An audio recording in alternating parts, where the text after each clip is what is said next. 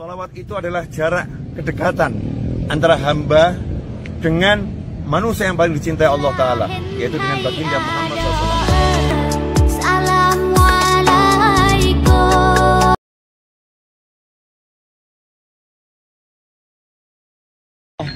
Di sore hari menjelang maghrib semacam ini, kita diperintahkan untuk ingat kepada Nabi Muhammad SAW.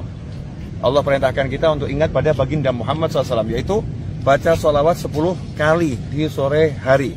Nah, ini seringkali dilupakan, sholawat pagi, sholawat sore, 10 pagi, 10 sore.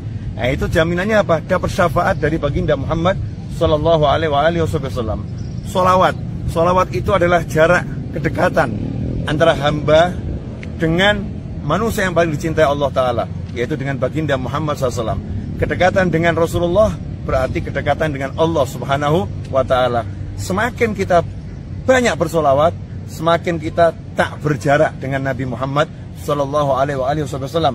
Karena itulah Rasulullah bersabda, Inna akrabakum, sesungguhnya yang paling dekat di antara kalian semua denganku kelak di hari kiamat adalah orang yang paling banyak bersolawat kepadaku di antara kalian semua. Allahumma sholli wa sallim wa barik alaihi. Ikhwani rahimakumullah.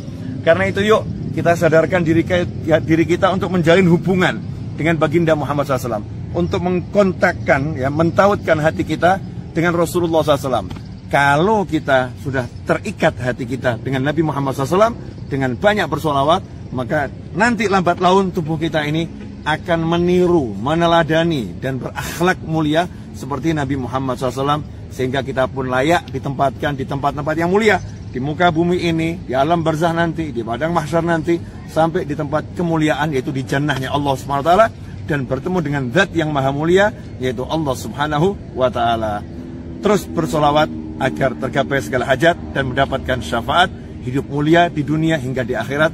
Syukur ini adalah salah satu jalan yang paling cepat untuk menambah nikmat. Ya.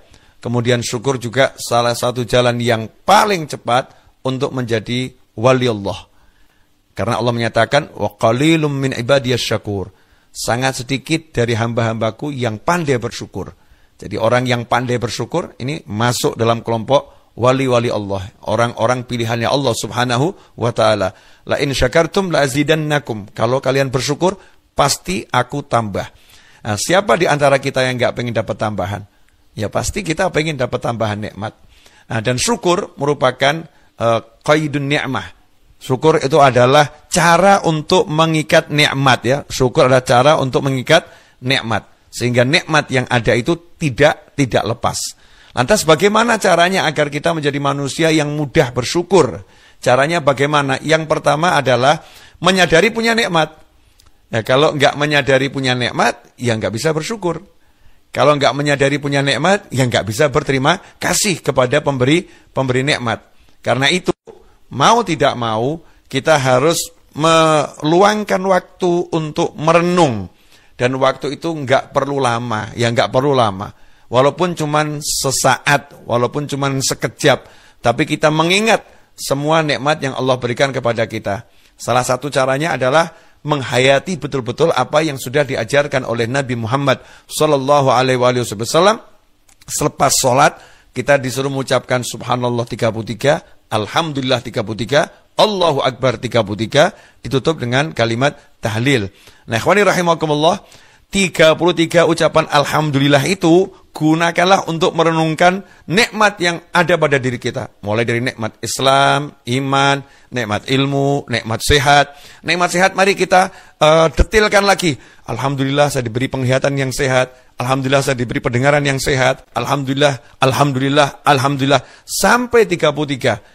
Kalau dalam satu hari 33 kali 5 betul-betul kita merenungkan nikmat Allah yang ada dalam diri kita, maka insya Allah dada kita ini akan dipenuhi rasa syukur. Alhamdulillah ya Allah, terima kasih ya Allah. Kita akan berterima kasih pada Allah Subhanahu wa Ta'ala. Kemudian yang menjadi penyebab seseorang itu susah bersyukur, ya, sebetulnya diri kita ini kan semuanya milik Allah dan semuanya karunia Allah Ta'ala. Makanya kalau kita lihat dalam diri kita ini full nikmat. Kalau sampai kita nggak bisa bersyukur, itu berarti kita akan mabuk sebetulnya, ya. Mabuk yang luar biasa, lalai, ghafil. Bagaimana kita nggak lalai, bagaimana nggak mabuk, begitu banyak nikmat, tapi nggak bisa merasa dirinya dapat nikmat. Begitu banyak karunia, tapi nggak bisa merasa dirinya itu penuh karunia. Ya, sebagai contoh, seseorang yang mulai dari jam tangan dikasih, kemudian baju dikasih, ya handphone dikasih, kemudian celana dikasih, tempat tinggal dikasih, kendaraan dikasih.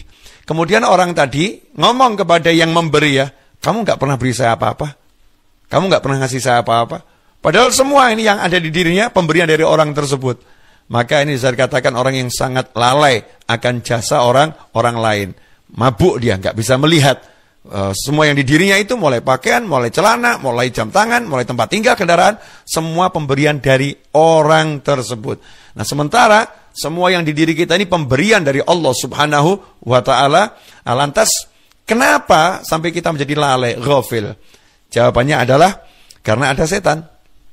Ya, ada setan, ada nafsu, ada dunia yang membuat kita terhijab, tertutup, sehingga kita nggak bisa melihat yang ada dalam diri kita. Kita disibukkan untuk melihat yang lain. Allah Ta'ala mewahyukan, wala tamudanna ainaika ila ma matta'na bihi azwajan minhum zahratal hayatid dunya linaftinahum fih wa rizqu rabbika khairun wa abqa. Janganlah sekali-kali engkau tujukan pandangan matamu pada kenikmatan yang telah kami anugerahkan kepada beberapa golongan dari mereka sebagai bunga kehidupan dunia, agar kami uji mereka dengan kesenangan itu. Sungguhnya karunia Tuhanmu lebih baik dan lebih kekal. Nah, ini Allah udah ngajarkan caranya gimana. Jangan suka melihat nikmat-nikmat yang Allah berikan kepada orang lain. Jangan suka melihat nikmat-nikmat yang dimiliki orang yang lebih dari kita. Jangan suka melihat ke atas, ya.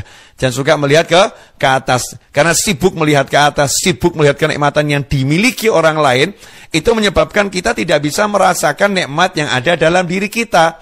Kita nggak bisa melihat nikmat yang ada dalam diri kita. Karena itulah Rasulullah Shallallahu Alaihi Wasallam dalam hadis yang diriwayatkan oleh Imam Tirmidzi sudah memberikan satu metode, satu cara agar kita bisa menjadi orang yang bersyukur. Bagaimana itu? Qala Rasulullah Shallallahu Alaihi Wasallam, "Unzuru ila man huwa asfala minkum, wa la tanzuru ila man huwa fawqakum, fa innahu ajdaru an la tazdaru ni'matallahi alaikum." Dalam urusan dunia, Nabi mengajarkan SAW, unzuru ila man huwa asfala minkum. Lihatlah orang-orang yang berada di bawah kalian, yang nikmatnya lebih sedikit dari kita. Jangan melihat kepada orang-orang yang nikmat dunianya di atas kalian, yang lebih banyak dari kalian, yang lebih hebat dari kalian urusan dunia.